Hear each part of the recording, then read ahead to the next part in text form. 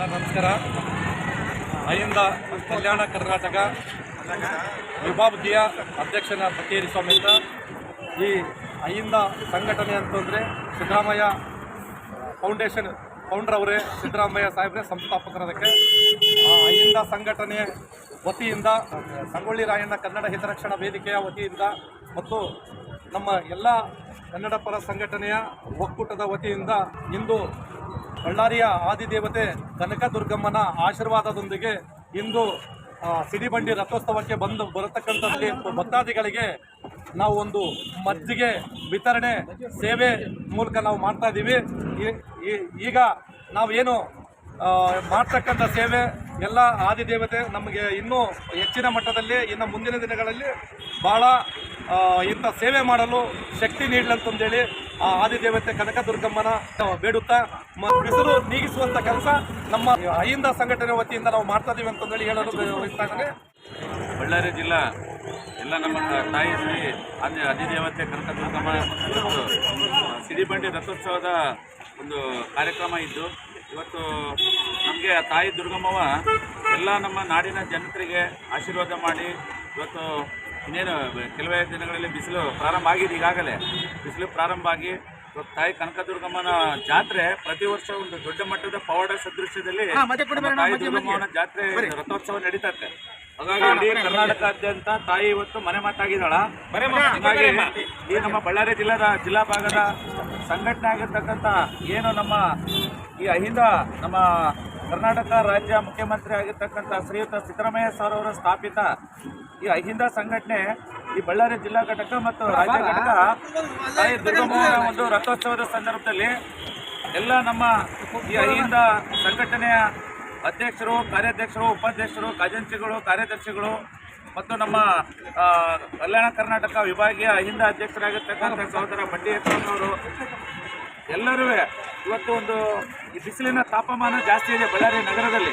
ಹಾಗಾಗಿ ಇವತ್ತು ಜಾತ್ರೆ ರಥೋತ್ಸವದ ಪ್ರಯುಕ್ತ ಎಲ್ಲ ಭಕ್ತ ಮಹೇಶರಿಗೆ ಒಂದು ತಣ್ಣನೆ ಮಜ್ಜಿಗೆ ವಿತರಣಾ ಕಾರ್ಯಕ್ರಮವನ್ನು ನಮ್ಮ ಅಹಿಂದ ಸಂಘಟನೆ ಮತ್ತು ಕ್ರಾಂತಿವೀರ ಸಂಗೊಳ್ಳಿ ರಾಯಣ್ಣ ಹಿತರಕ್ಷಣಾ ವೇದಿಕೆ ವತಿಯಿಂದ ಇದು ಎರಡನೇ ವರ್ಷದಲ್ಲಿ ಇವತ್ತು ಈ ಮಜ್ಜಿಗೆ ವಿತರಣಾ ಕಾರ್ಯಕ್ರಮವನ್ನು ಹಮ್ಮಿಕೊಂಡಿದ್ದಾರೆ.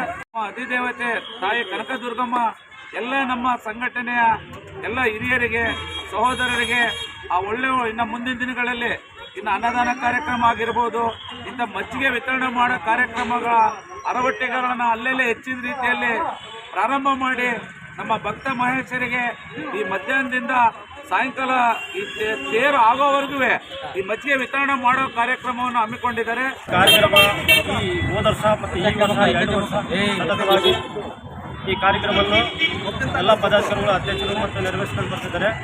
ಆದ್ದರಿಂದ ನಮ್ಮ ಒಂದು ಸಂಘಟನೆಗಳಿಂದ ಮುಂದೆ ಸಿಡಿಬಂಡಿ ಏನಿರ್ತದೆ, ನೆಕ್ಸ್ಟ್ ಒಂದು ಊಟದ ವಿತರಣೆ ಆಗಿರಲಿ ಮತ್ತು ಮಜ್ಜಿಗೆ ವಿತರಣೆ ಆಗಿರಲಿ ನೆರವೇರಿಸಬೇಕಂತ ನಾವು ಕೂಡ ಈ ಮಧ್ಯಾಹ್ನಗೆ ಈ ಮುಂಚೆನೆಗೆ ಮಾತಾಡಿಕೊಂಡು ಬರ ದಿನಗಳಲ್ಲಿ ಊಟದ ವ್ಯವಸ್ಥೆ 2 ಸಂಘಟನೆಯಿಂದ ನಡೀತದೆ ಅಂತೇಳಿ ನಾನು ಈ ಮುಖಾಂತರ ಹೇಳಕ್ಕೆ ಇಷ್ಟಪಡ್ತೀನಿ. ಈ ಮಧ್ಯ ಕಾರ್ಯಕ್ರಮ ಹಾಗೂ ಊಟದ ಕಾರ್ಯಕ್ರಮ ತಾಯಿ ಆಶೀರ್ವಾದ ಸಿಡಿಬಂಡಿ ರಥೋತ್ಸವ ಅಂಗವಾಗಿ ಈ ಕಾರ್ಯಕ್ರಮ ಮಜ್ಜಿಗೆ ವಿತರಣೆ ಕಾರ್ಯಕ್ರಮವನ್ನು ನಮ್ಮ ಅಹಿಂದ ಸಂಘಟನೆಯು ಮತ್ತು ಕ್ರಾಂತಿವೀರ ಸಂಗೊಳ್ಳಿ ರಾಯಣ್ಣ ಹಿತರಕ್ಷಣಾ ಎಲ್ಲ ಪದಾಧಿಕಾರಿಗಳು ಈ ಕಾರ್ಯಕ್ರಮವನ್ನು ಹಮ್ಮಿಕೊಂಡಿದ್ದೇವೆ.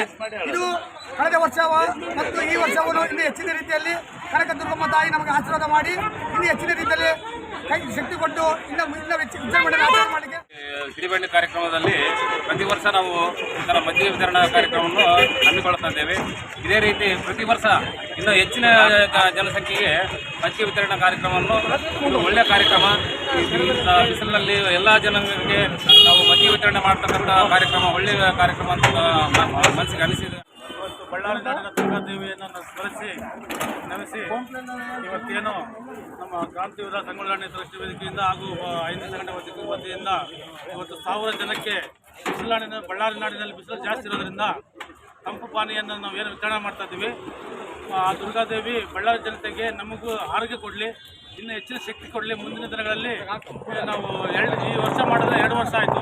ಇನ್ನು ಮುಂದಿನ ದಿನಗಳಲ್ಲಿ ನಮಗೆ ಹೆಚ್ಚಿನ ಶಕ್ತಿ ಕೊಟ್ಟರೆ ಅನ್ನ ಸಂತರ್ಪಣೆ ಮಾಡ್ತು ಅಂತ ಹೇಳ್ತಾ ಈ ದುರ್ಗಮ್ಮ ತಾಯಿ ಆಶೀರ್ವಾದದಿಂದ ಈ ತನ್ನೊಂದು ಮಜ್ಜಿಗೆ ಕಾರ್ಯಕ್ರಮ ಇಟ್ಕೊಂಡಿದ್ರೆ ಪ್ರತಿ ವರ್ಷ ಹಿಂಗೆ ಮಾಡ್ಬೇಕು ಅಂತೇಳಿ ಎಲ್ಲರಿಗೆ ಧೈರ್ಯ ತಾಕತ್ತು ಅವ್ರಿಗೆ ಆರೋಗ್ಯ ಐಶ್ವರ್ಯ ಕೊಡ್ಲಿ ಅಂತೇಳಿ ಈ ದಿನ ಸಕಲ ಭಕ್ತಾದಿಗಳಿಗೆ ಹಾಗೂ ಬಳ್ಳಾರಿ ಜನತೆಗೆ ಸಿಡಿಬಂಡಿ ರಥೋತ್ಸವ ಆರ್ಥಿಕ ಶುಭಾಶಯಗಳು. ಸಿಡಿಬಂಡಿ ಪ್ರಯುಕ್ತ ನಾವು ಈ ದಿನ ಕಾರ್ಯಕ್ರಮವನ್ನು ಹಮ್ಮಿಕೊಳ್ಳಲಾಗಿದೆ. ಹೋದ ವರ್ಷ ಇನ್ನೊಂದು ವರ್ಷ 2ನೇ ವರ್ಷ ಹೀಗೆ ನಿರಂತರವಾಗಿ ನಾವು ಒಂದು ಸೇವೆ ಮಾಡಬೇಕಂತೇಳಿ ಆ ದುರ್ಗಮ್ಮ ತಾಯಿಯ ಆಶೀರ್ವಾದ ಬಂದಿದೆ.